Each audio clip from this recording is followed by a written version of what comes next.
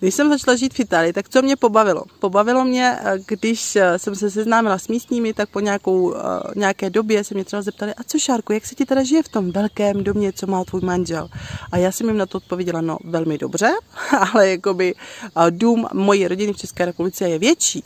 A ono je to docela dost překvapilo, protože místní, a teď se bavíme třeba o lidech, kterým je 50 a víc a moc necestují, jo, tak mají zafixované, že my, co přicházíme jakoby pro ně z východu, tak sem jdeme za lepšími životními a pracovními podmínkami, možná si hledáme i nějakého toho bohatého manžela a prostě jedeme sem z toho důvodu, že v České republice se nemáme dobře. Samozřejmě, máme se dobře, nemáme se dobře, to je velmi subjektivní názor, ale myslím si, že takhle už to není, že nejezdíme jakoby do Itálie, abychom si hledali bohaté manžely, jo.